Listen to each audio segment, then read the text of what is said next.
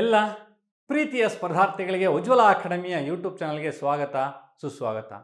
ಆತ್ಮೀಯ ವಿದ್ಯಾರ್ಥಿಗಳೇ, ಇನ್ನೂ ಯಾರೆಲ್ಲ ನಮ್ಮ ಚಾನಲ್ಗೆ ಸಬ್ಸ್ಕ್ರೈಬ್ ಆಗಿಲ್ಲ ಅವರು ಈ ಕೂಡಲೇ ಸಬ್ಸ್ಕ್ರೈಬ್ ಆಗಿ ಹಾಗೂ ನಿಮ್ಮ ಸ್ನೇಹಿತರು ಕೂಡ ಸಬ್ಸ್ಕ್ರೈಬ್ ಆಗಿ ತಿಳಿಸಿ ಅಂತ ಹೇಳ್ತಾ, ಇವತ್ತಿನ ಈ ವಿಡಿಯೋದಲ್ಲಿ ಇತ್ತೀಚೆಗೆ KPSCಯಿಂದ ಅಧಿಸೂಚನೆಗೊಳಪಟ್ಟಿದ್ದಂಥ ಸಾರಿಗೆ ಇಲಾಖೆಯ ಮೋಟಾರ್ ವಾಹನ ನಿರೀಕ್ಷಕರು ಅಥವಾ ಮೋಟಾರ್ ವೆಹಿಕಲ್ ಇನ್ಸ್ಪೆಕ್ಟರ್ ಅನ್ನುವಂಥ ಹುದ್ದೆಗೆ ಸಂಬಂಧಪಟ್ಟಂಥ ಮಾಹಿತಿಯನ್ನು ಈ ವಿಡಿಯೋದಲ್ಲಿ ಹಂಚ್ಕೋತಾ ಹೋಗ್ತೀನಿ. ಸೊ ಯಾರೆಲ್ಲ ಶೈಕ್ಷಣಿಕವಾಗಿ ಅಥವಾ ಎಜುಕೇಷನಲ್ ಕ್ವಾಲಿಫಿಕೇಷನ್ನ ಅವ್ರು ಕೊಟ್ಟಿರುವಂಥ ಕ್ವಾಲಿಫಿಕೇಷನ್ನ ಯಾರೆಲ್ಲ ಮೀಟ್ ಆಗ್ತಿರೋ ಆ ಕ್ರೈಟೀರಿಯಾನ ಅವ್ರು ಕೂಡ ಅಪ್ಲೈ ಮಾಡ್ಬೋದು. ಸರ್, ಇಲ್ಲಿ ಏನಿದೆ ಸರ್, ಈ ಮೋಟಾರ್ ವಾಹನ ನಿರೀಕ್ಷಕರು ಅನ್ನುವಂತಹ ಹುದ್ದೆಗೆ ನಾನು ಯಾವ ರೀತಿ ತಯಾರಿ ನಡೆಸಬೇಕು, ಏನನ್ನು ಓದಬೇಕು, ಯಾವ ಪುಸ್ತಕಗಳನ್ನು ಓದಬೇಕು, ಯಾವ ಪುಸ್ತಕ ಓದಿದರೆ ನನಗೆ ಸಕ್ಸಸ್ ಸಿಗುತ್ತೆ, ಯಾವ ಪುಸ್ತಕ ಓದಿಲ್ಲ ಅಂದರೆ ಓದಿದೆ ಆಯಿತಾ, ಸೊ ನಾನು ಹತ್ತಿರಕ್ಕೆ ಹೋಗ್ಬೋದು ಅನ್ನುವಂಥದ್ದು ಡೌಟು ಒಂದಷ್ಟು ಜನಕ್ಕೆ ಇರುತ್ತೆ. ಸ್ನೇಹಿತರೆ, ಇದಕ್ಕೆ ಸಂಬಂಧಪಟ್ಟಂಥ ಒಂದಷ್ಟು ಮಾಹಿತಿಗಳನ್ನು ಈ ವಿಡಿಯೋದಲ್ಲಿ ನಾನು ನಿಮ್ಮ ಮುಂದೆ ಹಂಚ್ಕೋತಾ ಹೋಗ್ತೀನಿ. ಮೋಟಾರ್ ವಾಹನ ನಿರೀಕ್ಷಕರು ಅನ್ನುವಂಥ ಹುದ್ದೆಯ ಈಗಿನ ಏನು ನಮ್ಮ KPSC ಅಥವಾ ಗ್ರೂಪ್ ಸಿ ಹುದ್ದೆಗೆ ಸಮಾನವಾದ ಹುದ್ದೆ ಆದ್ದರಿಂದ, ಸೊ ಇಂದಿನ ಒಂದು ಆದೇಶದ ಪ್ರಕಾರ ಗ್ರೂಪ್ ಸಿ ಸಮಾನವಾದಂಥ ಹುದ್ದೆಗಳಿಗೆ ಯಾವುದೇ ರೀತಿಯಾದಂಥ ನಿರ್ದಿಷ್ಟ ಪತ್ರಿಕೆಗಳು ಇರಬಾರ್ದು ಅಂತ ಹೇಳೋರ ಕಾರಣಕ್ಕೋಸ್ಕರ ರೈಟ್ ಒಂದಷ್ಟು ಅವಶ್ಯಕತೆ ಇದ್ದಲ್ಲಿ ಅನ್ನುವಂಥ ಮಾತನ್ನು ಹೇಳ್ತಾ ಹೋಗ್ತಾರೆ. ರೈಟ್, ಸೊ ಅದು ತಪ್ಪಿಲ್ಲ. ಆದರೆ ಇಲ್ಲಿ ಈ ಮೋಟಾರ್ ವಾಹನ ನಿರೀಕ್ಷಕರು ಅನ್ನುವಂಥ ಹುದ್ದೆಗೆ ಆಯಿತಾ ನಿರ್ದಿಷ್ಟ ಪತ್ರಿಕೆಯನ್ನು ಏನು ಕೂಡ ಅವರು ನಿಗದಿಪಡಿಸಿಲ್ಲ. ಇಲ್ಲಿ ಅವರು ಹೇಳಿರುವಂಥದ್ದಾದರೂ ಇಷ್ಟೇ, ಭಾಳ ಸರಳವಾಗಿ ನೋಟಿಫಿಕೇಶನ್ ಕೊಟ್ಟಿರುವಂಥ syllabus KPSC group C syllabus ಏನಿದೆ, ಹಿಂದಿನ ನಮ್ಮ ಏನು ಬೇರೆ ಬೇರೆ ಎಕ್ಸಾಮ್ಗಳಿಗೆ ಗ್ರೂಪ್ ಸಿ ಎಕ್ಸಾಮ್ಗಳು ನಡೆದು ಆ ಎಕ್ಸಾಮಲ್ಲಿ ಯಾವ ಸಿಲೆಬಸ್ ಇತ್ತು ಅದೇ ಸಿಲೆಬಸ್ನ ಆಧಾರದಲ್ಲಿ ಅದೇ ಸಿಲೆಬಸ್ಸನ್ನು ಆಧಾರದ ಇಟ್ಕೊಂಡು ರೈಟ್ ಇವರು ಪರೀಕ್ಷೆನ ನಡೆಸೋದ್ರಿಂದ ಇದಕ್ಕಾಗಿ ಹೆಚ್ಚು ತಯಾರಿ ಏನು ಬೇಕಾಗಿಲ್ಲ. ರೈಟ್, ಆದರೆ ಯಾರು ಇನ್ನೂ ಈ ಕಾಂಪಿಟೇಟಿವ್ ಎಕ್ಸಾಮ್ ಫೀಲ್ಡ್ಗೆ ತಯಾರಿಯನ್ನು ಪ್ರಾರಂಭಿಸಿರಲಿಲ್ಲ, ಅವರು ಈ ಹಿಂದೆ ಯಾವುದೇ KPSC ಗ್ರೂಪ್ ಸಿ ಪರೀಕ್ಷೆನ ಯಾರು ಬರೆದಿಲ್ಲ ಅವರು ಈಗ ಇದಕ್ಕೆ ಸಂಬಂಧಪಟ್ಟಂಥ ತಯಾರಿ ಹೇಗಿರಬೇಕು ಅನ್ನುವಂಥ ವಿಚಾರವನ್ನು ನಾನು ಈ ವಿಡಿಯೋದಲ್ಲಿ ತಿಳಿಸ್ಕೊಡುವಂಥ ಪ್ರಯತ್ನವನ್ನು ಮಾಡ್ತಾ ಹೋಗ್ತೀನಿ. ಸ್ನೇಹಿತರೆ, ನಮ್ಮ ಅಕಾಡೆಮಿಯಲ್ಲಿ ಪ್ರತಿ ಮುಂದಿನ ಡಿಸೆಂಬರ್ 10ರಿಂದ ಹೊಸ ಬ್ಯಾಚ್ ಶುರುವಾಗ್ತಾ ಇದೆ. ರಾಜ್ಯದಲ್ಲಿ ಅತ್ಯಂತ ಹೆಸರು ಮಾಡಿರುವಂತಹ ಶ್ರೇಷ್ಠ ಮತ್ತು ಪ್ರಮುಖ ಸಂಪನ್ಮೂಲ ವ್ಯಕ್ತಿಗಳು ನಮ್ಮಲ್ಲಿ ಕ್ಲಾಸ್ ಮಾಡ್ತಾ ಇರ್ತಾರೆ. ಸೊ ತಾವುಗಳು ಕೂಡ ಬಂದು ಒಂದು ಡೆಮೋ ಕ್ಲಾಸ್ ಕೇಳಿ ನಮ್ಮ ಕ್ಲಾಸ್ನ ಇಷ್ಟ ಆದರೆ ಮಾತ್ರ ನೀವು ಅಡ್ಮಿಷನ್ ಆಗ್ಬೋದು ಅಂತ ಹೇಳ್ತಾ ಹೋಗ್ತೀನಿ. ಸೊ ಹೆಚ್ಚಿನ ಮಾಹಿತಿಗಾಗಿ ಕೆಳಗಡೆ ಕಾಣ್ತಾ ಇರುವಂಥ ಫೋನ್ ನಂಬರ್ಗೆ ಕರೆ ಮಾಡಿ. ಸೊ ಈಗ KPSC ಗ್ರೂಪ್ ಸಿ ಅನ್ನುವಂಥದ್ದು ಬಂದಾಗ ಗ್ರೂಪ್ ಸಿ ಪ್ಯಾಟರ್ನ್ ಏನಿದೆ ಅಂತಂದರೆ 2 ಪತ್ರಿಕೆಗಳು ಬರ್ತವೆ. KPSC ಗ್ರೂಪ್ ಸಿನಲ್ಲಿ 2 ಪತ್ರಿಕೆಗಳು ಬರುತ್ತೆ. ಒಂದು ಜನರಲ್ ಬರುತ್ತೆ, ರೈಟ್. ಸೊ ಎರಡನೇ ಪತ್ರಿಕೆ ಏನು ಬರುತ್ತಪ್ಪ ಅಂತಂದರೆ ಕಮ್ಯುನಿಕೇಷನ್ ಅನ್ನುವಂಥ ಒಂದು ಪತ್ರಿಕೆ ಬರುತ್ತೆ. ಈ 2 ಪತ್ರಿಕೆಗಳಿಗೆ ಸೊ ಏನನ್ನು ಓದಬೇಕು ಏನನ್ನ ಓದಬಾರ್ದು ಅನ್ನೋದನ್ನು ಹೇಳ್ತಾ ಹೋಗ್ತೀನಿ. ಫಸ್ಟ್ ಗ್ರೂಪ್ ಸಿನ ಜನರಲ್ ಪತ್ರಿಕೆಗೆ ಮೊದಲು ಸರ್, ಯಾರೆಲ್ಲ ಇನ್ನೂ ಈ ಕಾಂಪಿಟೇಟಿವ್ ಎಕ್ಸಾಮ್ಗೆ ತಯಾರಿನೇ ನಡೆಸಿಲ್ಲ ಸರ್, ಈಗಷ್ಟೇ ನಾನು ಈ ಫೀಲ್ಡಿಗೆ ಬಂದಿದ್ದೀನಿ ಅನ್ನುವಂಥದ್ದಿರ ಅವ್ರಿಗೆ ನಾನು ಕೊಡುವಂಥ ಸಜೆಷನ್ನು, ಯಾವುದೇ ಪುಸ್ತಕಗಳನ್ನು ಓದೋದಕ್ಕೆ ಮುನ್ನ ಮೊದಲು ನೀವು ಓದಬೇಕಾಗಿರುವಂಥದ್ದು 6ರಿಂದ 10ನೇ ತರಗತಿಯವರೆಗಿನ ನಮ್ಮ ಸಮಾಜ ವಿಜ್ಞಾನ ಪುಸ್ತಕ ಮತ್ತು 6ರಿಂದ 10ನೇ ತರಗತಿವರೆಗಿನ ವಿಜ್ಞಾನ ಪುಸ್ತಕಗಳನ್ನು ಚಾಚೂ ತಪ್ಪದೆ ಓದಬೇಕಾಗುತ್ತೆ. ನೀವು ಮೊದಲು ಓದಬೇಕಾಗಿರುವಂಥದ್ದು ಈ ಶಾಲಾ ಪುಸ್ತಕಗಳು. ಸೊ ಈ ಪುಸ್ತಕಗಳು ಸರ್ ಎಲ್ಲಿ ಸಿಗ್ತವೆ, ನಮಗೆ ಇದು ಲಭ್ಯ ಇದಾವ ಅನ್ನುವಂಥ ಪ್ರಶ್ನೆಗಳು ತಮಗೆ ಬಂದಾಗ, ಖಂಡಿತವಾಗಲೂ ಈ ಶಾಲಾ ಪುಸ್ತಕಗಳು ಯಾವುದೇ ಪುಸ್ತಕದ ಅಂಗಡಿಯಲ್ಲಿ ಸಿಗೋದಿಲ್ಲ ನಿಮಗೆ. ಯಾಕೆ ಅಂತಂದರೆ ಈ ಪುಸ್ತಕಗಳು ಸರ್ಕಾರ ನೇರವಾಗಿ ಶಾಲೆಗೆ ಸರಬರಾಜು ಮಾಡೋದ್ರಿಂದ ಎಲ್ಲೂ ಕೂಡ ಓಪನ್ ಮಾರ್ಕೆಟಲ್ಲಿ ಈ ಪುಸ್ತಕ ಸಿಗೋದಿಲ್ಲ. ಹಾಗಾಗಿ ತಮಗೆ ಈ ಪುಸ್ತಕಗಳು ಬೇಕಾಗಿದ್ದಲ್ಲಿ ವೆಬ್ಸೈಟ್ಗೆ ಹೋಗಬೇಕಾಗುತ್ತೆ. ಕರ್ನಾಟಕ ಟೆಕ್ಸ್ಟ್ ಬುಕ್ ಸೊಸೈಟಿ ಅನ್ನುವಂಥ ಒಂದು ವೆಬ್ಸೈಟ್ ಇದೆ. ಆ ವೆಬ್ಸೈಟ್ಗೆ ಹೋಗಿ PDFಗಳನ್ನು ಡೌನ್ಲೋಡ್ ಮಾಡಿಕೊಂಡು ಫಸ್ಟ್ ಓದಬೇಕಾಗುತ್ತೆ. ಸೊ 6ರಿಂದ 10ರವರೆಗಿನ ಸಮಾಜ ವಿಜ್ಞಾನ ಮತ್ತು 6ರಿಂದ 10ರವರೆಗಿನ ವಿಜ್ಞಾನ ಪುಸ್ತಕಗಳನ್ನು ಸರ್ ಅಲ್ಲಿ part 1, part 2, 6 part 1, part 2, 7 part 1, part 2, 8 part 1, part 2 ಹೀಗೆ ಎಲ್ಲವನ್ನು ಡೌನ್ಲೋಡ್ ಮಾಡಿಕೊಂಡು ಪ್ರಿಂಟೌಟ್ ತೊಗೊಳ್ಬೇಕು ಅನ್ನೋ ಒಂದು 2,000 ರೂಪಾಯಿ ಖರ್ಚಾಗುತ್ತೆ. ತಾವು ಅವುಗಳು ತಲೆ ಕೆಡಿಸ್ಕೋಬೇಕಾದಂಥ ಅವಶ್ಯಕತೆ ಇಲ್ಲ. ಈ ಶಾಲಾ ಪುಸ್ತಕಗಳ ಹೈಲೈಟ್ಸ್ ಅಂತೇಳಿ ನಾವು ಮಾಡಿದ್ದೀವಿ. ಆ ಪುಸ್ತಕದಲ್ಲಿ ಏನು ಇಂಪಾರ್ಟೆಂಟ್ ಇತ್ತೋ ಅಷ್ಟೇ ಇಂಪಾರ್ಟೆಂಟನ್ನು ಹಾಕಿ ಅದರಲ್ಲಿ ಏನನ್ನೂ ಬದಲಾವಣೆ ಮಾಡ್ದಂಗೆ, ಹೊಸ ಯಾವುದೂ ನಾವು ಸೇರಿಸ್ದಂಗೆ ಪುಸ್ತಕನ ಮಾಡಿದ್ದೀನಿ. ನಾನೇ ಉಜ್ವಲ ಅಕಾಡೆಮಿಯಿಂದ ಪಬ್ಲಿಷ್ ಮಾಡಿದ್ದೀವಿ. ಸೊ ಆ ಪುಸ್ತಕಗಳನ್ನ ನಿಮಗೆ ಪರ್ಚೇಸ್ ಮಾಡ್ಕೊಂಡು ಸಾಕಾಗುತ್ತೆ. ಅದು ನಮ್ಮ ಉಜ್ವಲ ಬುಕ್ ಹೌಸಲ್ಲಿ ಸಿಗುತ್ತೆ, ಅಥವಾ ನಮ್ಮ ವಿಜಯನಗರದಲ್ಲಿರುವಂಥ ಸಿರಿ ಬುಕ್ ಹೌಸಲ್ಲಿ ಸಿಗುತ್ತೆ, ಅಥವಾ ಬೇರೆ ಬೇರೆ ಬುಕ್ ಹೌಸ್ಗಳು ಅಥವಾ KPSC ವಾಣಿ ಮತ್ತು ಬೇರೆ ಬೇರೆ ವೆಬ್ಸೈಟ್ಗಳು ಕೂಡ ಸಿಗುತ್ತೆ ಅಂತ ನಾನು ಹೇಳ್ತಾ, ಸೊ ಇದರ ನಂತರ ಏನು ಓದಬೇಕಾಗುತ್ತೆ ಸರ್ ಅನ್ನುವಂಥದ್ದು ನಿಮಗೆ ಡೌಟ್ ಬರುತ್ತೆ. ಮೊದಲು PU ಪುಸ್ತಕನ ಓದಬೇಕು ಸರ್, ಸ್ಕೂಲ್ ಪುಸ್ತಕನ ಓದಬೇಕು. ಸ್ಕೂಲ್ ಪುಸ್ತಕವನ್ನು ಹೇಗೆ ಓದಬೇಕು, ಭಾಳಷ್ಟು ಜನ ಕೇಳುವಂಥದ್ದು ಇದೆ, ಸ್ಕೂಲ್ ಪುಸ್ತಕಗಳನ್ನು ಹೇಗೆ ಓದಬೇಕು ಸರ್? ಸರ್ ಸ್ಕೂಲ್ ಪುಸ್ತಕನ ಹೇಗೂ ಓದ್ಬೇಡಿ, ಬುಕ್ಕನ್ ಥರ ಓದ್ತಾ ಹೋಗಿ. ಆದರೆ ನಾನು ಹೇಳುವಂಥದ್ದೇನಪ್ಪ ಅಂತಂದರೆ, ಪುಸ್ತಕವನ್ನು ಓದೋದಕ್ಕೆ ಶುರು ಮಾಡ್ಕೊಂಡಾದ್ಮೇಲೆ ಪ್ರತಿ ಪ್ಯಾರ ಓದಿದಾದ್ಮೇಲೆ ಆ ಪ್ಯಾರದಲ್ಲಿ ಬರುವಂಥ ಪ್ರಮುಖ ಅಂಶ ಕಾಂಪಿಟೇಟಿವ್ ಎಕ್ಸಾಮ್ಗೆ ಏನು ಇಂಪಾರ್ಟೆಂಟ್ ಅಂತ ಅನಿಸುತ್ತೆ ಅದನ್ನು ಹೈಲೈಟ್ ಮಾಡಿ ನೋಟ್ಸ್ ಮಾಡ್ಕೋಬೇಕು ನೀವು. ಸೊ ನಿಮ್ಮದೇ ಆದಂಥ ನೋಟ್ಸ್ ಮಾಡಿಕೊಂಡ್ರೆ ತುಂಬ ಒಳ್ಳೆಯದು ಅನ್ನುವಂಥ ನಾನು ಹೇಳ್ತಾ ಹೋಗ್ತೀನಿ. ಸೊ ಯಾಕೆ ಸರ್ ಸ್ಕೂಲ್ ಬುಕ್ಕನ್ನು ಫಸ್ಟ್ ಓದಬೇಕು ಅನ್ನುವಂಥ ಕಾರಣ 2 ಕಾರಣ. ಒಂದು, ಸ್ಕೂಲ್ ಪುಸ್ತಕನ ಓದೋದಕ್ಕೆ ಶುರು ಮಾಡಿಕೊಂಡ್ರೆ ನಮ್ಮಲ್ಲಿ ಆಸಕ್ತಿ ಉಂಟಾಗುತ್ತೆ, ಓದಿನ ಕಡೆ ಒಂದು ಆಸಕ್ತಿ ಆಯಿತಾ, ಒಂದು ಸೆಳೆತ ಶುರುವಾಗುತ್ತೆ. ಯಾಕೆ ಸರ್ ಸೆಳೆತ ಶುರುವಾಗುತ್ತೆ ಅಂತಂದರೆ, ನಾನು ಡಿಗ್ರಿ ಮಾಡಿ ಬಂದು ಕೂತ್ಕೊಂಡಂತಂಗೆ ಈಗ 6ನೇ ಕ್ಲಾಸ್ ಬುಕ್ ತೊಗೊಳ್ತೀವಿ ಅಂತಂದಾಗ ನಮಗೇನೋ ಒಂಥರ ಹೇಳ್ತಲ್ಲ, ಆನೆಗೂ ಮತ್ತು ಇಲಿಗೂ ಇದ್ದಕ್ಕೆ ಬಿಟ್ಟಂಗೆ ಆಗ್ಬಿಡುತ್ತೆ. ಅಂದರೆ ನೀನು ಆನೆಯ ಲೆವೆಲಿಗೆ ಬೆಳೆದು ನಿಂತ್ಕೊಂಡಿದ್ಯಾ, 6ನೇ ಕ್ಲಾಸ್ ಪುಸ್ತಕ ನಿನ್ನ ಮುಂದೆ ಇನ್ನೂ ಇಲಿ ಥರ ಕಣ್ಣಂಗೆ ಕಾಣುತ್ತೆ, ನಾನು ಹಿಡಿಬಲ್ಲೆ ಏನು ಅಂತ ಅಂದರೆ ಆ ಧೈರ್ಯ, ಆ ಕಾನ್ಫಿಡೆನ್ಸ್ ಬರುತ್ತೆ. 6ನೇ ಕ್ಲಾಸ್ ಬುಕ್ಕು, 7ನೇ ಕ್ಲಾಸ್ ಬುಕ್ಕು, ಹೀಗೆ ಒಂದು 15 ದಿನ ನೀನು ಈ ಕಂಪ್ಲೀಟ್ ಸ್ಕೂಲ್ ಪುಸ್ತಕನ ಓದಿದೆ ಅಂತಂದರೆ ಅವಾಗ ನಿನಗೆ ಒಂದು ಓದೋದ್ರ ಕಡೆ ಇನ್ಸೆಕ್ಟ್ ಕ್ರಿಯೇಟ್ ಆಗುತ್ತೆ, ಅದಕ್ಕೊಂದು ಅಡಿಕ್ಟ್ ಆಗೋಕ್ಕೆ ಶುರುವಾಗ್ತಾ ಹೋಗ್ತೀರಾ, ಉಳಿದ ಪುಸ್ತಕನ ಓದೋದಕ್ಕೆ ಅನುಕೂಲ ಆಗುತ್ತೆ. ಸೊ ಈ ಕಾರಣಕ್ಕೋಸ್ಕರ ಸ್ಕೂಲ್ ಪುಸ್ತಕನ ಓದಿ ಅಂತ ಹೇಳ್ತಾ ಹೋಗ್ತೀವಿ. ಆಮೇಲೆ ಪ್ರಶ್ನೆಗಳು ಸಹ ಇದರಿಂದ ಬರುತ್ತೆ ಅನ್ನುವಂಥದ್ದು, ಇದನ್ನ ಪ್ರಶ್ನೆಗಳು ಬರೋದ್ರಿಂದ ಇವನ್ನ ಓದಲೇಬೇಕಾಗುತ್ತೆ. ಸರ್ ಇವೆರಡು ಆದ ನಂತರ ತಾವು ಗಮನ ಇಟ್ಟು ಕೇಳಿಸ್ಕೋಬೇಕು. ಸೋಷಿಯಲ್ ಸೈನ್ಸ್ ಮತ್ತು ಸೈನ್ಸ್ ಓದಿದಾದ ನಂತರ ಮತ್ತೇನು ಮಾಡಬೇಕು ಸರ್ ಅಂತಂದರೆ, ಸ್ನೇಹಿತರೆ ಕೇರಳ ಶಾಲೆಯ ಸೈನ್ಸ್ ಪುಸ್ತಕಗಳನ್ನು ನೀವು ಓದೋದಕ್ಕೆ ಟ್ರೈ ಮಾಡಬೇಕಾಗುತ್ತೆ. Kerala government school science books, they are excellent and wonderful books. Even they are available in Kannada medium. Kannada ಮೀಡಿಯಮಲ್ಲಿ ಸಿಗುತ್ತೆ. ಆ ಪುಸ್ತಕಗಳನ್ನ ಇದ್ರ ಜೊತೆಗೆ ನೀವು ಓದಬೇಕಾಗುತ್ತೆ. ಕೇರಳ ಸ್ಕೂಲ್ನ ಸೈನ್ಸ್ ಪುಸ್ತಕ, ಸೋಷಿಯಲ್ ಬೇಡ, ಸೈನ್ಸನ್ನು ಓದ್ತಾ ಹೋಗಿ.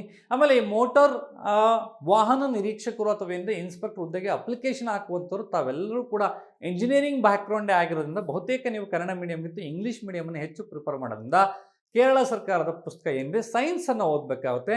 ನಮ್ಮ ಸ್ಟೇಟ್ ಗೌರ್ಮೆಂಟ್ ಪುಸ್ತಕ ಅಥವಾ NCERT ಸೈನ್ಸ್, ನಮ್ಮದು NCERT ಎರಡೂ ಒಂದಿರೋದ್ರಿಂದ ಆ ಸೈನ್ಸ್ ಪುಸ್ತಕವನ್ನು ಓದಿದ ನಂತರ Kerala school book science book ಓದ್ಕೊಂಡ್ರೆ ಸೈನ್ಸ್ ಒಂದು ಹಂತಕ್ಕೆ ಸಿಲೆಬಸ್ ಮುಗ್ದಂಗೆ ಆಗುತ್ತೆ, ನಿಮಗೇನು ಅಂಥ ದೊಡ್ಡ ಸಮಸ್ಯೆ ವ್ಯತ್ಯಾಸ ಆಗೋದಿಲ್ಲ. ಸೊ ಅದಾದ ನಂತರ ತಮಿಳ್ನಾಡು ಸ್ಕೂಲ್ ಬುಕ್ಸಲ್ಲಿ ಸೋಷಿಯಲ್ ಸೈನ್ಸ್ ಚೆನ್ನಾಗಿದೆ. ಅದರಲ್ಲಿ ತಮಿಳ್ನಾಡು ಜಿಯೋಗ್ರಫಿ, ತಮಿಳ್ನಾಡು ಹಿಸ್ಟ್ರಿ ಒಂದಷ್ಟು ವಿಚಾರಗಳನ್ನ ಪಕ್ಕಕ್ಕಿಟ್ಟರೆ ಉಳಿದಂತೆ ತಮಿಳ್ನಾಡು ಹಿಸ್ಟ್ರಿ ಅದ್ಭುತವಾಗಿದೆ. ಸೊ ತಮಿಳ್ನಾಡು ಸೋಷಿಯಲ್ ಸೈನ್ಸ್ ಪುಸ್ತಕಗಳನ್ನ ಓದಬೇಕಾಗುತ್ತೆ ನೀವು. ಆಮೇಲೆ ತಮಿಳ್ನಾಡು ಸೈನ್ಸ್ ಪುಸ್ತಕಗಳು ಇಂಗ್ಲೀಷ್ ಮೀಡಿಯಮಲ್ಲೂ ಸಿಗ್ತವೆ, ಸ್ವಲ್ಪ ಕನ್ನಡ ಮೀಡಿಯಮಲ್ಲಿರುವಂಥ ಪುಸ್ತಕಗಳು ಹುಡುಕಬೇಕಾಗುತ್ತೆ ವೆಬ್ಸೈಟಲ್ಲಿ. ಸೊ ಹುಡುಕ್ತಾ ಹೋದರೆ ನಿಮಗೆ ಸಿಗ್ತಾ ಹೋಗುತ್ತೆ. ಸೊ ಈ ಸ್ಕೂಲ್ ಪುಸ್ತಕಗಳನ್ನು ಓದಿ ಮುಗಿಸಿದ ನಂತರ, ಶಾಲಾ ಪುಸ್ತಕಗಳನ್ನು ಓದಿ ಮುಗಿಸಿದ ನಂತರ ಎಂದಿನಂತೆ ತಾವುಗಳೇನು ಮಾಡಬೇಕಾಗತ್ತೆ ಅಂತಂದರೆ, ಸೊ PUC ಪುಸ್ತಕಗಳಿಗೆ ಬರಬೇಕಾಗುತ್ತೆ. PUC ಪುಸ್ತಕಗಳಿಗೆ ಬರಬೇಕು ಅಂತಂದಾಗ ನಾನು ಯಾವಾಗಲೂ ಹೇಳ್ತಾ ಹೋಗುವಂಥದ್ದು ಇಷ್ಟೇ, PUCಯಲ್ಲಿ ಹಿಸ್ಟ್ರಿ ಬರುತ್ತೆ, ಫಸ್ಟ್ PUC ಮತ್ತು ಸೆಕೆಂಡ್ PUC. ಫಸ್ಟ್ PUCಯ ಪುಸ್ತಕ ನಮಗೆ ಬೇಕಾಗೋದಿಲ್ಲ, ರೈಟ್. ಫಸ್ಟ್ PUC ಇಂಗ್ಲೀಷ್ ಪುಸ್ತಕದ ಹಿಸ್ಟ್ರಿ ಪುಸ್ತಕ ಬೇಕಲ್ಲ. ಸೆಕೆಂಡ್ PUC ಇತಿಹಾಸ ಓದಬೇಕಾಗುತ್ತೆ, ಫಸ್ಟ್ PUC ಜಿಯೋಗ್ರಫಿ ಓದಬೇಕಾಗುತ್ತೆ. ಫಸ್ಟ್ ಆ್ಯಂಡ್ ಸೆಕೆಂಡ್ PUCಯ ಸೋಷಿಯಾಲಜಿ ಪುಸ್ತಕಗಳನ್ನ ಇವತ್ತು ನೀವು ಓದಬೇಕಾಗುತ್ತೆ. ಯಾಕಂದರೆ ಗ್ರೂಪ್ ಸಿನಲ್ಲಿ ಸೋಷಿಯಾಲಜಿ ಮೇಲೆ ಕ್ವಶನ್ಸ್ ಕೇಳ್ತಾ ಇದ್ದಾರೆ, ಮತ್ತು ಹಿಂದೆ ಆಗಿರುವಂಥ ಸುಮಾರು ಪರೀಕ್ಷೆಗಳಲ್ಲಿ ನಿರಂತರವಾಗಿ ಸೋಷಿಯಾಲಜಿ ವಿಷಯ ಮೇಲೆ ಪ್ರಶ್ನೆಗಳ ಕೇಳೋದ್ರಿಂದ ಈಗ ಫಸ್ಟ್ PUC ಮತ್ತು ಸೆಕೆಂಡ್ PUC ಸೋಷಿಯಾಲಜಿ ಪುಸ್ತಕವನ್ನು ಓದಬೇಕಾಗುತ್ತೆ. ಅದಾದ ನಂತರ ತಾವೇನು ಓದಬೇಕಾಗುತ್ತೆ ಸರ್ ಅಂತಂದರೆ, ಫಸ್ಟ್ PUC ಮತ್ತು ಸೆಕೆಂಡ್ PUCಯ ಫಸ್ಟ್ PUC ಮತ್ತು ಸೆಕೆಂಡ್ PUCಗೆ ಸಂಬಂಧಪಟ್ಟಂಥ ಒಂದಷ್ಟು ವಿಚಾರಗಳನ್ನ ಹೇಳೋದಾದರೆ ಪೊಲಿಟಿಕಲ್ ಸೈನ್ಸ್ನ ಅಥವಾ ರಾಜ್ಯಶಾಸ್ತ್ರ ಪುಸ್ತಕಗಳನ್ನ ಓದಬೇಕಾಗುತ್ತೆ.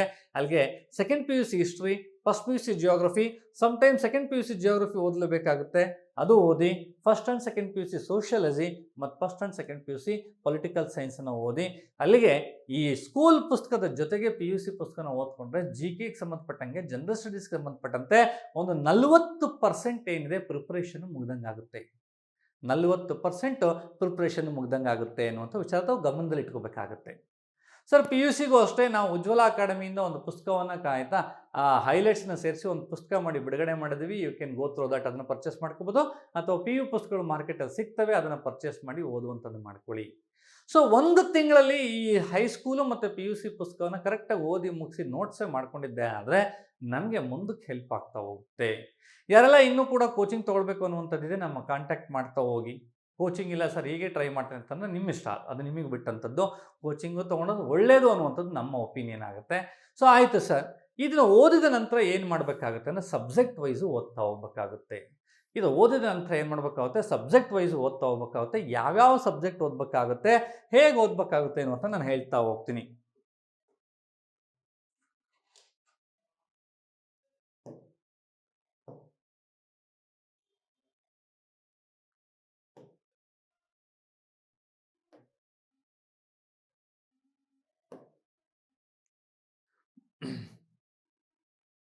ರೈಟ್, ನೋಡಿ ಈಗ ನಾವು ನೋಡೋದಾದ್ರೆ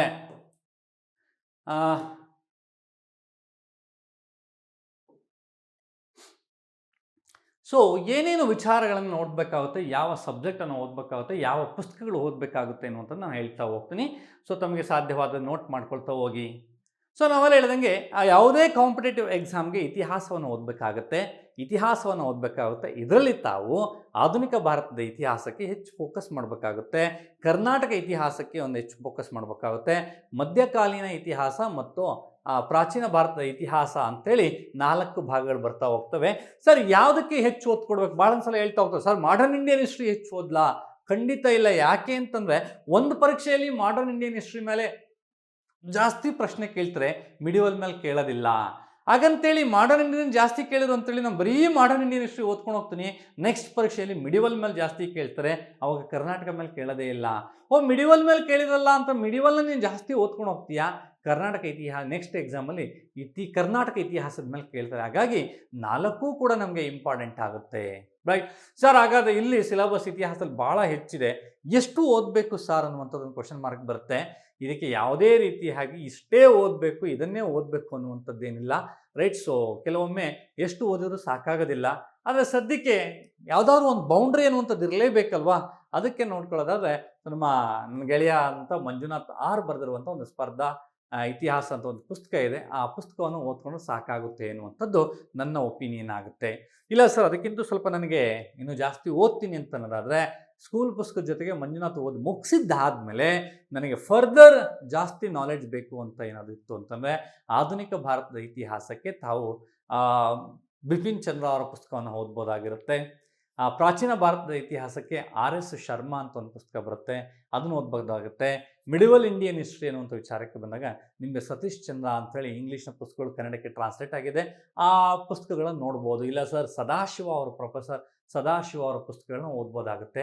ಯಾವುದಾದ್ರೂ ಸರಿ ಒಂದು ಹಿಸ್ಟ್ರಿ ಪುಸ್ತಕವನ್ನು ಓದಿ. ನಾವು ಹೇಳ್ದಂಗೆ ಮಂಜುನಾಥ್ ಸರ್ ಹೇಳಿದಂಥ ಕಾರಣಕ್ಕೋಸ್ಕರ ಇದನ್ನೇ ಓದಬೇಕು ಅಂತೇನಿಲ್ಲ, ಬಟ್ ಮಂಜುನಾಥ್ ಆರ್ ಪುಸ್ತಕ ಚೆನ್ನಾಗಿದೆ, ನನಗಿಷ್ಟ ಆಗಿದೆ, ಅದು ನಿಮ್ಗೆ ಇಷ್ಟ ಆಗುತ್ತೋ ಬಿಡುತ್ತೋ ಗೊತ್ತಿಲ್ಲ, ನೀವು ಒಂದ್ಸಲ ಟ್ರೈ ಮಾಡಿ ನೋಡಿ ಅಂತ ನಾನು ಹೇಳ್ತಾ ಇತಿಹಾಸವನ್ನು ಓದಬೇಕಾಗುತ್ತೆ. ಸರ್, ಹಿಸ್ಟ್ರಿ ಆದ ನಂತರ ಯಾವುದು ಓದಬೇಕಾಗುತ್ತೆ? ನಮಗೆ ಎಕನಾಮಿಕ್ಸನ್ನು ಓದಬೇಕಾಗುತ್ತೆ. ಎಕನಾಮಿಕ್ಸಲ್ಲಿ ಸ್ವಲ್ಪ ಇತ್ತೀಚೆಗೆ ಕ್ವಶನ್ಸ್ ಕೇಳುವಂಥ ಟ್ರೆಂಡ್ ಚೇಂಜ್ ಆಗ್ತಾ ಹೋಗುತ್ತೆ. ಬೇಸಿಕ್ ಎಕನಾಮಿಕ್ಸು ಬೇಕಾಗುತ್ತೆ ನನಗೆ. ಆಮೇಲೆ ಕರೆಂಟ್ ಎಕನಾಮಿಕ್ಸ್ ಅಂತ ಬರುತ್ತೆ, ಪ್ರಚಲಿತದಲ್ಲಿರುವಂತಹ ಎಕನಾಮಿಕ್ಸ್ ಬರುತ್ತೆ, ನನಗೆ ಅದು ಬೇಕಾಗುತ್ತೆ. ಆಮೇಲೆ ಯೋಜನೆಗಳು ಬೇಕಾಗುತ್ತೆ. ಎಕನಾಮಿಕ್ಸ್ ಸರ್ವೆ ಬಗ್ಗೆ ಒಂಚೂರು ನೋಡ್ಕೋಬೇಕಾಗುತ್ತೆ. ಜೊತೆಗೆ ಕರ್ನಾಟಕದ ಆರ್ಥಿಕ ಅಭಿವೃದ್ಧಿ ಅನ್ನುವಂಥ ವಿಚಾರದ ಮೇಲೆ ಕ್ವಶನ್ಸನ್ನು ಕೇಳ್ತಾ ಹೋಗ್ತಾರೆ. ಇದಿಷ್ಟನ್ನು ನೀವು ನೋಡ್ಕೋಬೇಕಾಗತ್ತೆ. ಸರ್, ಇದಕ್ಕೆ ಒಂದು ಒಳ್ಳೆಯ ಪುಸ್ತಕ ಅಂತಂದರೆ ರಾಘವೇಂದ್ರ ಶಿಡ್ಲಕಟ್ಟೆ ಅಂತ ಒಂದು ನನ್ನ ಸ್ನೇಹಿತ, ನಮ್ಮ ಉಜ್ವಲ ಅಕಾಡೆಮಿಯ ಫ್ಯಾಕಲ್ಟಿ, ಅವ್ರು ಬರೆದಿರುವಂಥ ಪುಸ್ತಕ ಇದೆ, ಇದೆಲ್ಲ ಕಡೆ ಲಭ್ಯ ಇದೆ, ಇದನ್ನು ತಾವು ಪರ್ಚೇಸ್ ಮಾಡ್ಕೋಬೋದಾಗಿದೆ, ತುಂಬ ಚೆನ್ನಾಗಿದೆ. ಸರ್, ಹಿಸ್ಟ್ರಿ ಆಯಿತು, ಎಕನಾಮಿಕ್ಸ್ ಆಯಿತು ಸರ್, ಮತ್ತೆ ಯಾವ್ದು ನೋಡೋಣ ಸರ್? ಜಿಯೋಗ್ರಫಿ ಅನ್ನುವಂಥ ಒಂದು ಟೆಕ್ಸ್ಟ್, ಜಿಯೋಗ್ರಫಿ.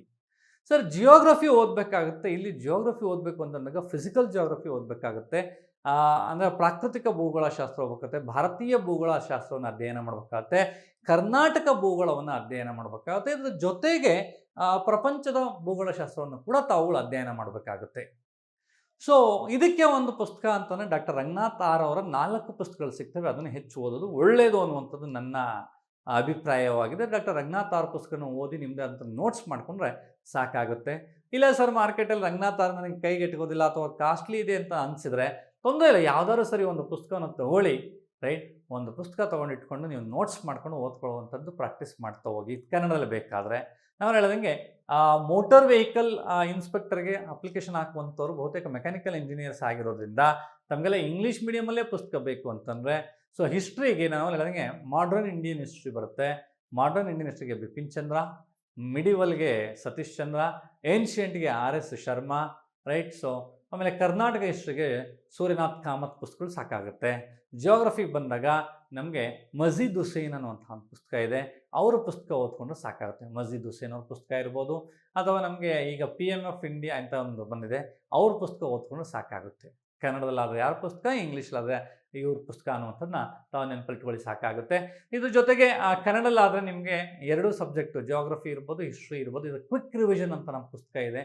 ನಿಮಗೆ ಅದನ್ನು ರಿವಿಷನ್ಸ್ ಮಾಡ್ಕೊಳ್ಳೋಕ್ಕೆ ಭಾಳ ಹೆಲ್ಪ್ ಆಗುತ್ತೆ ಅನ್ನೋಂಥದ್ದು ಹೇಳ್ತಾ, ಎಕನಾಮಿಕ್ಸ್ಗೆ ಸರ್ ರಮೇಶ್ ಸಿಂಗ್ ಓದಿ, ಚೆನ್ನಾಗಿದೆ. ರಮೇಶ್ ಸಿಂಗ್ ಅವ್ರ ಪುಸ್ತಕನ ಓದ್ತಾ ಹೋಗಿ, ಅಥವಾ ಬೇರೆ ಯಾರ್ದಾದ್ರು ಸರಿ, ರಮೇಶ್ ಸಿಂಗ್ ಇರ್ಬೋದು, ನಿತಿನ್ ಸಿಂಘಾನಿಯಾ ಇರ್ಬೋದು, ಆಮೇಲೆ ಬೇರೆ ಬೇರೆಯವ್ರದ್ದು ಇನ್ನೂ ಸಾಕಷ್ಟು ಪುಸ್ತಕಗಳು ಇವತ್ತು ವಿವೇಕ್ ಅಂತ ಆಯಿತಾ, ಅವ್ರ ಬೇರೆ ಪುಸ್ತಕಗಳು ಮಾರ್ಕೆಟಲ್ಲಿದೆ.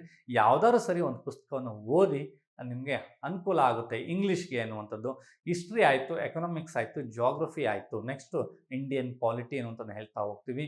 ಇಂಡಿಯನ್ ಪಾಲಿಟಿ ಈಗ ಇತ್ತೀಚೆಗೆ ಸ್ವಲ್ಪ ನಮಗೆ ಭಾಳ ಇಂಪಾರ್ಟೆಂಟ್ ಆಗುತ್ತೆ. ಲಕ್ಷ್ಮೀಕಾಂತ್ ಅವ್ರ ಪುಸ್ತಕ ಇದೆ, that is for extremely high, ಅದು ನಿಮಗೆ ಭಾಳ ಹೈ ಲೆವೆಲಲ್ಲಿ ಅನ್ನುವಂಥದ್ದು, ಅಂದರೆ ಇದಕ್ಕೆ UPSC ಲೆವೆಲ್ಗೆ ಇರುವಂತಹ ಪುಸ್ತಕ ಆಗುತ್ತೆ. ಸೊ ಬೇರೆ ಅದಕ್ಕಿಂತ ಚೆನ್ನಾಗಿರುವಂಥದ್ದು ಬಟ್ ಕಡಿಮೆ ಇರುವಂಥ ಪುಸ್ತಕಗಳು ಯಾವುವು ಅಷ್ಟಿಲ್ಲಿರೋದ್ರಿಂದ you can go through that Laxmikanth ಅವ್ರ ಪುಸ್ತಕವನ್ನು ನೋಡಿ ಅಂತ ಹೇಳ್ತಾ, ಸೊ ಇಲ್ಲ ಅಂದರೆ ಬೇರೆ ಯಾರ್ದಾದ್ರು ನೋಟ್ಸ್ ಇದ್ರೆ ನೀವು ರೆಫರ್ ಮಾಡ್ಕೋಬೋದು. ಕನ್ನಡದಲ್ಲಿ PS ಗಂಗಾಧರ್ ಅವ್ರ ಪುಸ್ತಕ ಚೆನ್ನಾಗಿದೆ, ನೀವು ಟ್ರೈ ಮಾಡಿ. ಅಥವಾ ಶಿವಕುಮಾರ್ ಶೆಟ್ಟಿಹಳ್ಳಿ ಅಥವಾ ವಿಶ್ವನಾಥ್ HD ಅಂತವ್ರು ಬರೆದಿರುವಂಥ ಪುಸ್ತಕ ಇದೆ, ಈ ಪುಸ್ತಕಗಳಲ್ಲಿ ಒಂದನ್ನು ಟ್ರೈ ಮಾಡ್ಬೋದಾಗುತ್ತೆ.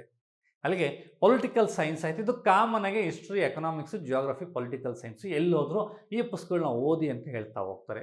ಇದ್ರ ಜೊತೆಗೆ ನಮಗೆ ಸೈನ್ಸ್ ಬೇಕಾಗುತ್ತೆ. ನಾನು ಅವಾಗ ಹೇಳಿದಂಗೆ ಸೈನ್ಸ್ಗೆ ಸಂಬಂಧಪಟ್ಟಂತೆ ನಾವು ನೋಡೋದಾದರೆ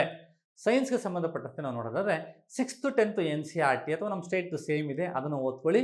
ಕೇರಳ ಸ್ಕೂಲ್ ಪುಸ್ತಕನ ಓದ್ಕೊಂಡು ಸಾಕಾಗುತ್ತೆ.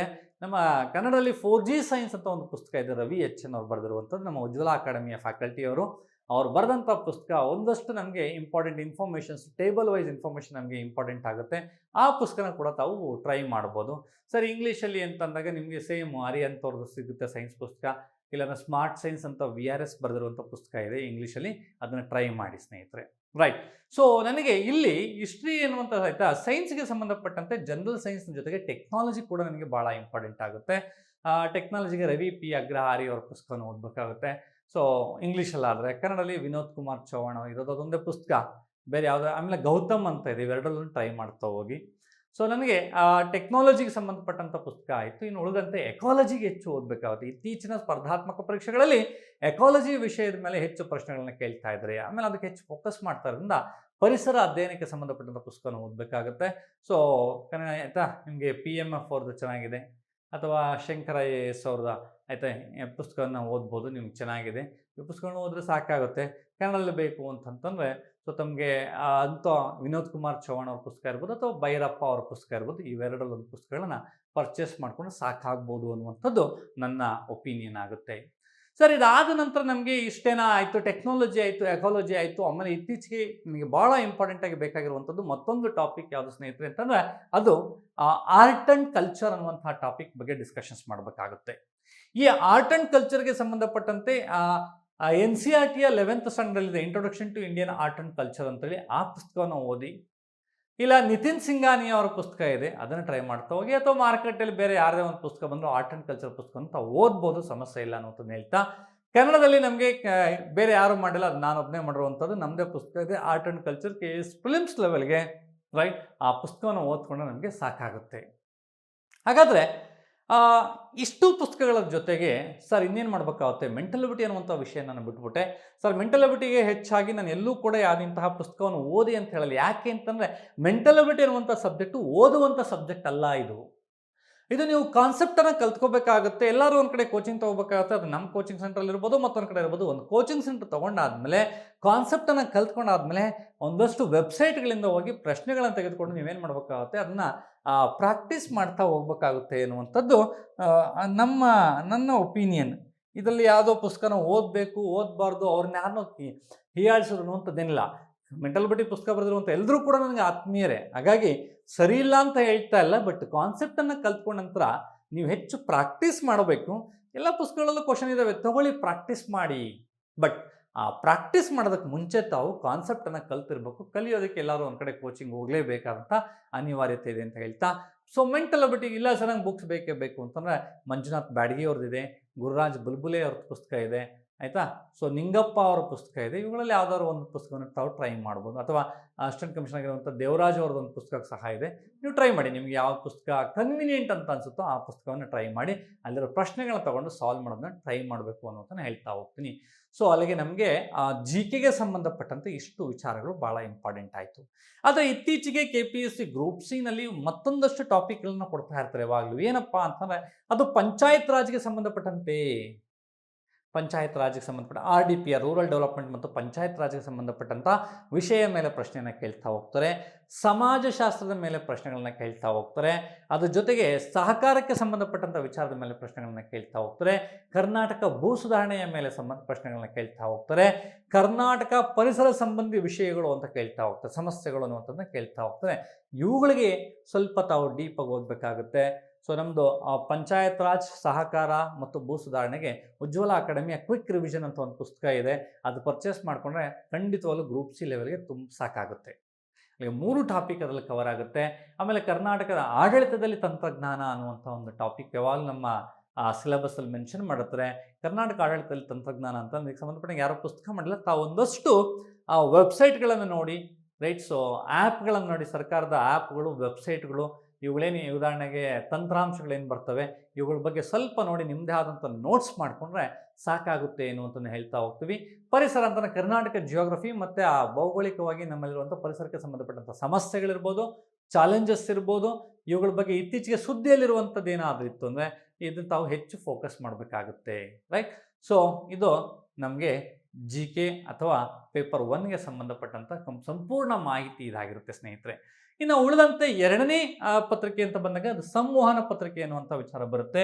ಈ ಸಂವಹನ ಪತ್ರಿಕೆಯಲ್ಲಿ ತಾವು ಏನನ್ನು ಓದಬೇಕಾಗುತ್ತೆ ಅಂತಂದರೆ, ಸೊ ಬಹುತೇಕ ಆಲ್ರೆಡಿ ಎಲ್ರಿಗೂ ಗೊತ್ತಿರುವಂಥದ್ದು, ಸಂವಹನ ಪತ್ರಿಕೆಯಲ್ಲಿ 3 ಭಾಗಗಳು ಬರ್ತವೆ. ಒಂದು ಸಾಮಾನ್ಯ ಕನ್ನಡ, ಆಮೇಲೆ 2ನೇದು ಸಾಮಾನ್ಯ ಇಂಗ್ಲೀಷು, 3ನೇದು ಕಂಪ್ಯೂಟರ್ ಜ್ಞಾನ, ಗಣಕಯಂತ್ರದ ಜ್ಞಾನ ಅಥವಾ ಕಂಪ್ಯೂಟರ್ ಜ್ಞಾನ ಅನ್ನುವಂಥದ್ದು ಬರುತ್ತೆ. ಈ 3 ಸಬ್ಜೆಕ್ಟ್ಗಳನ್ನು ಹೇಗೆ ಓದಬೇಕು, ಅದರಲ್ಲೂ ವಿಶೇಷವಾಗಿ ಈ ಕನ್ನಡವನ್ನು ಹೇಗೆ ಓದಬೇಕು ಅನ್ನುವಂಥದ್ದು. ಯಾಕಂದರೆ ಕನ್ನಡದಲ್ಲಿ 35ಕ್ಕೆ ಯಾರು 32, 33 ಸ್ಕೋರ್ ಮಾಡ್ತಾರೋ ಅವ್ರಿಗೆ ಕೆಲಸ ಆಗುವಂಥ ಸಾಧ್ಯತೆ ಇರ್ತವೆ. ಇಲ್ಲಿ 32, 33 ಮಾಡ್ಬೋದು. ಸರ್ ಏನನ್ನ ಓದಬೇಕಾಗುತ್ತೆ? ಇಲ್ಲಿ ವ್ಯಾಕರಣವನ್ನು ಓದಬೇಕಾಗುತ್ತೆ, ಸಾಹಿತ್ಯವನ್ನು ಓದಬೇಕಾಗುತ್ತೆ, ಆಮೇಲೆ ಜನರಲ್ ಕನ್ನಡ, ಸಾಮಾನ್ಯ ಕನ್ನಡ. ಸರ್ ಹಾಗಾದ್ರೆ ಏನು ಸರ್ ಸಾಮಾನ್ಯ ಕನ್ನಡ ಅಂದರೆ ಏನಪ್ಪ ಅಂತಂದರೆ, ದಿನನಿತ್ಯದಲ್ಲಿ ನಾವು ಬಳಸುವಂಥ ಕನ್ನಡದಲ್ಲಿ ಏನಿದೆ ಅದಕ್ಕೆ ಸಂಬಂಧಪಟ್ಟಂಗೆ. ಈಗ ವ್ಯಾಕರಣ ಅಂಶವನ್ನು ಬಹುತೇಕ ಎಲ್ಲರೂ ಓದ್ತೀರ. ವ್ಯಾಕರಣ ಬಹುತೇಕ ಒಂದೊಂದು ಕಡೆ ಕೋಚಿಂಗ್ ತೊಗೊಂಡ್ರೆ, ರೈಟ್, ಅದು ವ್ಯಾಕರಣನ ಓದ್ತೀರಾ.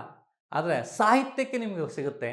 ಸಾಮಾನ್ಯ ಕನ್ನಡ ಅಂತ ಬಂದಾಗ ನಮಗೆ ಈ ಸ್ಪೆಲ್ಲಿಂಗ್ ಮಿಸ್ಟೇಕ್ ಇರ್ಬೋದು, PQRS ಫಾರ್ಮೆಟಲ್ಲಿ ಬರ್ತವಲ್ವಾ. ಸೊ ಪದಗಳ ಜೋಡಣೆ, ವಾಕ್ಯ ರಚನೆ ಅಂತ ಏನು ಬರ್ತೇವೆ ಅದಿರ್ಬೋದು, ಅಥವಾ ವಾಕ್ಯಗಳ ಜೋಡಣೆಗೆ ಸಂಬಂಧಪಟ್ಟಂಥ ವಿಚಾರಗಳಿರ್ಬೋದು, ಈ ಥರದ್ದಿರ್ಬೋದು, ರೈಟ್. ಸೊ ಇವನ್ನು ನಾವು ಕೇವಲ ಕ್ಲಾಸಿಂದ ಕಲಿಯೋಕ್ಕಾಗೋದಿಲ್ಲ. ಹಿಂದಿನಿಂದಲೂ ಕನ್ನಡದ ಮೇಲೆ ಹಿಡಿತವನ್ನು ಹೊಂದಿದ್ದು ನಿರಂತರವಾಗಿ ಕನ್ನಡ ಪದ್ಯ ಟೆಕ್ಸ್ಟನ್ನು ಓದ್ತಾ ಇದ್ದರೆ, ಪಾಠವನ್ನು ಓದ್ತಾ ಇದ್ದರೆ, ಕನ್ನಡ ಲೇಖನಗಳನ್ನು ಓದ್ತಾ ಇದ್ದರೆ ನಿಮಗೆ ಅದು ಬಿಡಿಸೋದಕ್ಕೆ ಸಾಧ್ಯ ಆಗುತ್ತೆ. ಸರ್ ಇದಕ್ಕೆ ಸಂಬಂಧಪಟ್ಟಂತೆ ಕನ್ನಡ ವ್ಯಾಕರಣಕ್ಕೆ ಸಂಬಂಧಪಟ್ಟಂತೆ ವ್ಯಾಕರಣ ದರ್ಪಣ ಅನ್ನುವಂಥ ಒಂದು ಪುಸ್ತಕ ಇದೆ. ತುಂಬ ಅದ್ಭುತವಾದಂಥ ಪುಸ್ತಕ. ಇದು ಕನ್ನಡ ಸಾಹಿತ್ಯ ಪರಿಷತ್ ಅವರು ಬಿಡುಗಡೆ ಮಾಡಿರುವಂಥದ್ದು. ಈ ಪುಸ್ತಕವನ್ನು ತಾವು ಓದ್ಬೋದು. ಇದಿಲ್ಲ ಅಂತಂದರೆ, ರೈಟ್, ನಮಗೆ ಲಕ್ಷ್ಮಣ್ ಗಡೇಕರ್ ಅವ್ರ ಪುಸ್ತಕ ಇರ್ಬೋದು, ಲೋಕೇಶ್ ಮಸವನಘಟ್ಟ ಅವ್ರ ಪುಸ್ತಕ ಇರ್ಬೋದು, ಅಥವಾ ಚೆಲುವರಾಜು ಅಂತ ಚೆಲುವ ಕನ್ನಡ ಅಂತ ಒಂದು ಪುಸ್ತಕ ಬರೆದಾರೆ. ಈ 3ರಲ್ಲಿ ಯಾವ್ದಾದ್ರು ಒಂದು ಪುಸ್ತಕವನ್ನು, ಅಥವಾ ಗೋವಿಂದಪ್ಪ ಆಯಿತಾ, ಗೋವಿಂದ ರಾಜು ಅನ್ನುವಂಥ ಕನ್ನಡ ಕೇಸರಿ ಅಂತ ಬರೆದು, ಯಾವ್ದಾದ್ರು ಸರಿ ನಿಮ್ಮ ಅನುಕೂಲಕ್ಕೆ ತಕ್ಕಂತೆ ಒಂದು ಪುಸ್ತಕವನ್ನು ತೆಗೆದುಕೊಂಡು ಓದಬೇಕಾಗಿದೆ. ಸರ್ ನಮ್ಮದು ನಾವೇ ಮಾಡಿರುವಂಥ ಉಜ್ವಲ ಅಕಾಡೆಮಿಯಿಂದ ಕ್ವಿಕ್ ರಿವಿಷನ್ಸ್ ಕನ್ನಡ ವ್ಯಾಕರಣ ಅಂತ ಮಾಡಿದ್ವಿ. ಬರೀ ವ್ಯಾಕರಣಕ್ಕೆ ಅಂತಂದಾಗ ಇಟ್ಸ್ ಮೋರ್ ದೆನ್ ಸಫಿಷಿಯೆಂಟ್. ಬರೀ 100 ರೂಪಾಯಲ್ಲಿ ವ್ಯಾಕರಣ ಅಂದ್ಕೊಂಡ್ರೆ ಆಲ್ಮೋಸ್ಟ್ ವ್ಯಾಕರಣದಲ್ಲಿ ಕವರ್ ಆಗುತ್ತೆ. ಸರ್ ಅದಾದ ನಂತರ ಸಾಹಿತ್ಯ, ಎಲ್ಲರ ಬುಕ್ಕಲ್ಲೂ ಸಾಹಿತ್ಯ ಇದೆ.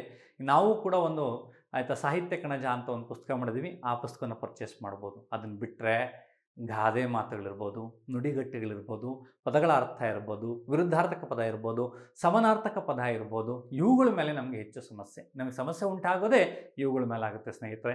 ಹಾಗಾಗಿ ಇದಕ್ಕೆ ತಾವು ಮಾಡಬೇಕಾಗಿರುವಂಥ 6ನೇ ಕ್ಲಾಸಿಂದ 12ನೇ ಕ್ಲಾಸ್ವರೆಗಿರುವಂಥ ಪ್ರಥಮ ಭಾಷೆ ಕನ್ನಡ ಮತ್ತು ದ್ವಿತೀಯ ಭಾಷೆ ಕನ್ನಡದಲ್ಲಿ ಪ್ರತಿ ಅಧ್ಯಾಯ ಅಥವಾ ಪದ್ಯ ಮುಗಿದ ನಂತರ ಅಲ್ಲಿ ಕವಿ ಕಾವ್ಯ ಪರಿಚಯ ಅಂತ ಕೊಟ್ಟಿರ್ತಾರೆ, ಪದಗಳ ಅರ್ಥ ಅಂತ ಕೊಟ್ಟಿರ್ತಾರೆ.